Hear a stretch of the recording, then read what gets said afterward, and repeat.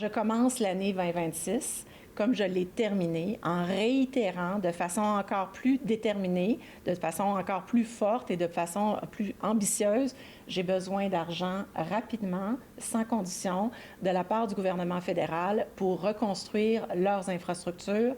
Ce n'est pas la première fois dont il est question de la désuétude des quais du port de Québec. D'ailleurs, au cours des derniers mois, une demande de 380 millions de dollars avait été faite par l'organisation fédérale dans le cadre d'un plan visant la reconstruction et la stabilisation de ces infrastructures. Hier, c'est une portion de 60 mètres du mur de couronnement du quai 25 qui s'est effondré dans le fleuve. Et pourtant, il y a 3 ans, il y a justement une demande de financement qui avait été faite concernant le quai 25. Une demande restée sans réponse. Et pour la PDG du port de Québec, ça illustre bien l'urgence de la situation. On a près de 700 mètres de quais. On en avait discuté. Cela a été dénoncé au courant des derniers mois qui sont fermés. Lorsqu'une structure est fermée, lorsqu'un quai est fermé, bien qu'il y ait des mesures de stabilisation, la conséquence inévitable, si on ne reconstruit pas, c'est l'effondrement dans le fleuve. Alors, la demande qui a été déposée au courant des derniers mois auprès du gouvernement et les discussions qui ont cours avec le gouvernement visent à éviter qu'une situation semblable, qui à mon avis est majeure, se reproduise à court terme. Il faut dire que le quai 25 est une installation centenaire qui était fermée déjà depuis une dizaine d'années et hors fonction complètement depuis 2023.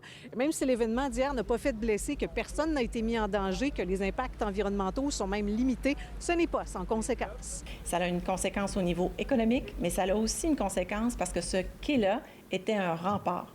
Et pour moi, de s'assurer de la protection des berges, protéger les infrastructures, la terre, notre territoire, c'est fondamental dans le contexte. Le Port de Québec assure qu'aucun quai actuellement en opération n'est à risque, n'est en danger et que, d'ailleurs, les activités sont en mesure de se poursuivre. Pour ce qui est du quai 25 maintenant, en plus de la portion de 60 mètres qui s'est effondrée, on a élargi le périmètre sur une distance d'environ 40 mètres en raison des risques qui y sont liés. Les travaux d'enrochement, d'ailleurs, seront effectués au cours des prochains jours en attendant que les travaux de reconstruction eux-mêmes puissent être effectués, donc en attendant le financement officiel du fédéral.